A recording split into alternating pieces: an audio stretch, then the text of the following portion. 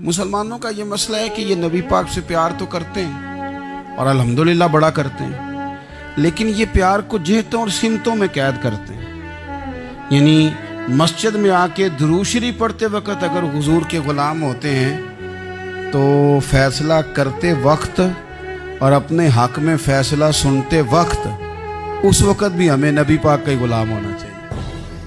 हमें वोट लेते वक्त भी हुजूर के ग़ुलाम और वोट देते वक्त भी नबी पाक सल्लल्लाहु अलैहि वसल्लम के ग़ुलाम। जब तक निज़ाम नाफिज नहीं होता, निज़ाम,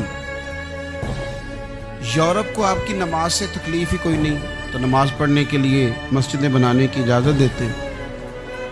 कुरान पाक जितना मर्जी आप वहाँ पढ़े वो इजाज़त देते हैं। आप ज़कातें दें जितनी मर्जी, वहाँ से लोग चंदे इकट्ठे करके यहाँ नहीं ले आते, करें जो मर्जी। उनको आपकी ना नमाज से परेशानी है, ना मसला ज़कात से परेशानी है, ना सोमो सलात से मसला है। उनको तो मसला ये है कि कचहरी में कहीं नबी पाक का दीन ना आ जाए। उनको तो मसला ये है कि कहीं पार्लियामेंट में हुजूर का दीन ना आ जाए। दो कौमी नजरिए क्या हैं और नजरिया पाकिस्तान क्या है जिसकी बुनियाद पर पाकिस्तान बना। बड़े ठंडे दिल से मेरी बात को समझिएगा।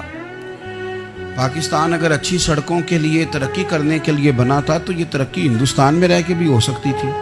इंडिया वाले कहते हैं कि हमने तरक्की नहीं करनी, कच्ची सड़कों पे चलना है, हमने टेक्नोलॉजी नहीं बनाई। ये काम वहाँ भी हो सकता था। अगर आप ये कहें कि पाकिस्तान जमहूरियत की मजबूती के लिए बनाया था कि डिक्टेटर कोई नहीं आएगा, सिर्फ जमहूरी कुव्वतें काम करेंगी, तो जमहूरियत में तो इंडिया बज़ाहिर आगे निकल गया है। उनकी जमहूरियत तो ज़्यादा अच्छी नज़र आती है, कभी डिक्टेटर नहीं आया। आपने पाकिस्तान क्यों बनाया? अगर आपने यही काम करने थे, फाशी और यानी और जो मर्जी जिसके मन में आए करे और कोई फ़र्क ना हो यहाँ के और वहाँ के कल्चर में, रिश्वतखोरी, भत्ताखोरी और नाजायज़ फरोशी, सारे काम अगर होने थे तो ये काम वहाँ भी होते हैं। पाकिस्तान क्यों बना? क्यों इतनी सारी 40,000 लोगों ने अपनी जानों की कुर्बानियाँ दी? दुनिया की सबसे बड़ी हिजरत हुई है, सबसे बड़ी, जब पाकिस्तान बना। ये सबसे बड़ी हिजरत थी, इतनी बड़ी हिजरत ही कभी नहीं हुई। क्यों इतना कुछ हुआ? वो इसलिए हुआ कि हमें बताया गया था कि वहाँ ना सोशलिज्म, ना वहाँ खाली जमहूरियत का राग अलापा जाएगा, बल्कि एक बुलंद नारा लगाया गया था। नारा क्या था? पाकिस्तान का मतलब क्या? पाकिस्तान का मतलब क्या? ला इलाहा इल्लल्लाह मुहम्मद रसूलुल्लाह सल्लल्लाहु अलैहि। ये उन्वान बनाया गया। गरीब आदमी को बताया गया कि जब पाकिस्तान बनेगा तो वहाँ हुजूर का निज़ाम नाफिज होगा, जागीरदार की और गरीब की तफरीक ख़त्म होगी। जिस तरह अमीर के बच्चे को कॉलेज में दाखिला मिलेगा, गरीब के बच्चे को भी मिलेगा। वहाँ बताया गया कि लोग वहाँ हर लिहाज से अपने आप को बराबर समझेंगे। वहाँ वही बात होगी जो जनाब सिद्दीक़ अकबर करते थे। वहाँ वही जुमले दोहराए जाएंगे जो हज़रत उमर फरमाते थे। वहाँ उसी तरह गरीब पर सखावत की जाएगी, उसे दिया जाएगा जिस तरह हज़रत उस्मान गनी करते थे। वहाँ उसी तरह फ़क्र का दौर दौरा होगा, सादगी का हुस्न होगा, अपनायत का नूर होगा जो मौला अली शेर खुदा ने अता फरमाया था। इस सोच की बुनियाद पर पाकिस्तान बनाया गया, इस सोच की बुनियाद पर, और इसी सोच को आगे लेकर के जाया गया। कोई सियासी पार्टी अब ये बात नहीं करती। दो कौमी नजरिए का माना ये था कि हिंदू अलग कौम है, मुसलमान एक अलग कौम है, उनका रहना सहना, उठना बैठना, खाना पीना अलग है। हमारा उठना बैठना, खाना पीना, सारे मामलात अलग हैं, तहजीब व तमद्दुन अलग है। लिहाजा हमें अलग से खित्ता चाहिए जहां हम इस्लामी नज़रियात के मुताबिक आज़ाद होकर अपना वक्त गुजार सकें।